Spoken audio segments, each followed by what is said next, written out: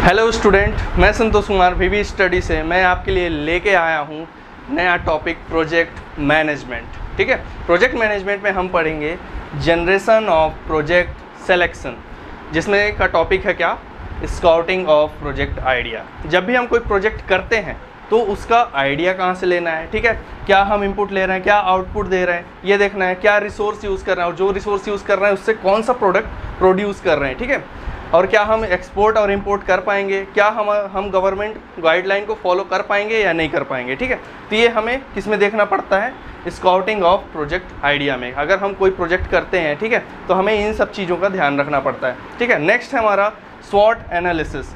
Strength, इसमें क्या देखा जाता है, स्ट्रेंथ देखा जाता है, वीकनेस देखा जाता है और अपॉर्चुनिटी भी देखी जाती है कि अगर जो हम प्रोजेक्ट कर रहे हैं उसकी स्ट्रेंथ कितनी है, उसकी वीकनेस क्या है, ठीक है, और क्या हम जो प्रोजेक्ट कर रहे हैं तो वो लोगों के लिए हम अपॉर्चुनिटी लेके आ रहे हैं या नहीं लेके आ रहे हैं। ठीक है, नेक्स्ट है हमारा monitoring the environment.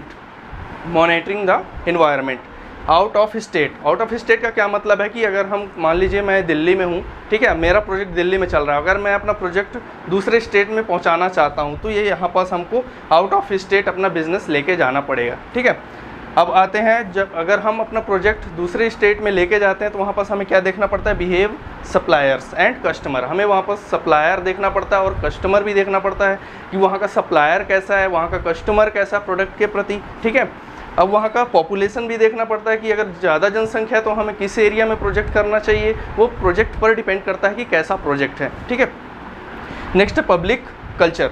Public culture मतलब कि वहाँ का पहनावा देखना चाहिए। जैसे कि अगर हम कपड़े का प्रोजेक्ट कर रहे हैं, ठीक है, तो हमें वहाँ पास किस चीज़ का देखना चाहिए, पब्लिक का कल्चर देखना चाहिए कि वहाँ के लोगों का पहनावा कैसा है।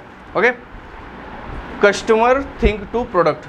अब कस्टमर प्रोडक्ट के लिए क्या सोचता है, ये भी हमको एनालिसिस करना पड़ता है। किसी भी प्रोजेक्ट को करने के लिए हमें सोचना पड़ता है, कस्टमर को देखना पड़ता है कि कस्टमर क्या सोच रहा है उस प्रोडक्ट के लिए। ठीक है, कॉम्पिटिटिव और टेक्नोलॉजी।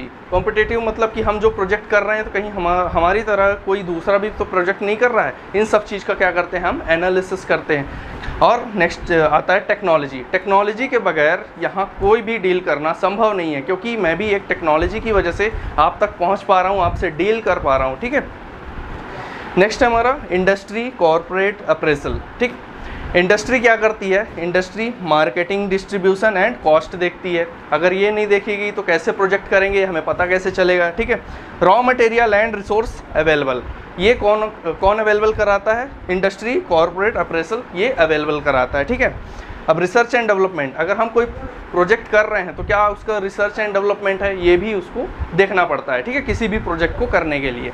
नेक्स्ट है screening of project selection, preliminary screening.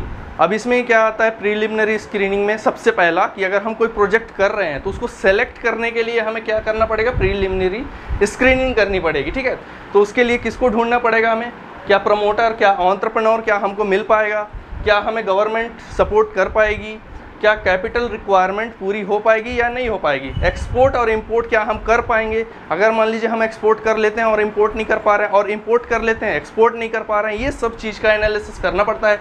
क्या प्रोजेक्ट प्रॉफिटेबल है या नहीं है, क्या रिजेक्ट कर दिया गया, अगर मान लीजिए प्रोजेक्ट प्रॉफिटेबल नहीं है तो क्या होगा, रिजेक्ट कर दिया जाएगा। ठीक है, और क्या प्रोजेक्ट रिस्क लेने के लिए तैयार है या नहीं है, ये भी हमें देखा जाता है। ठीक है, अब आते हैं प्रोजेक्ट रेटिंग। अगर हमें कोई भी प्रोजेक्ट करना है, ठीक है, तो उसके लिए हमें प्रोजेक्ट रेटिंग चाहिए। तो मान लीजिए कोई प्रोजेक्ट ए है, प्रोजेक्ट ए को 10 में से 5 मिला तो वो क्या हो जाएगा, रिजेक्ट हो जाएगा। दूसरा प्रोजेक्ट है प्रोजेक्ट बी, 10 में से 7 मिला उसे, ठीक है, तो वो क्या हो जाएगा, वो भी रिजेक्ट हो जाएगा। और प्रोजेक्ट है सी, 10 आउट ऑफ 8, जिसकी सबसे ज़्यादा रेटिंग होगी उसका प्रोजेक्ट क्या हो जाएगा, सेलेक्ट हो जाएगा। ये होता है क्या, pre screening of project selection, ये जनरेशन ऑफ प्रोजेक्ट सिलेक्शन। ठीक, अगर इसमें कोई प्रॉब्लम आती है तो आप कमेंट कर सकते हैं। ठीक है, हम उसके लिए एक अलग से वीडियोस बना देंगे। ओके, थैंक यू, मिलते हैं हम नेक्स्ट वीडियो में।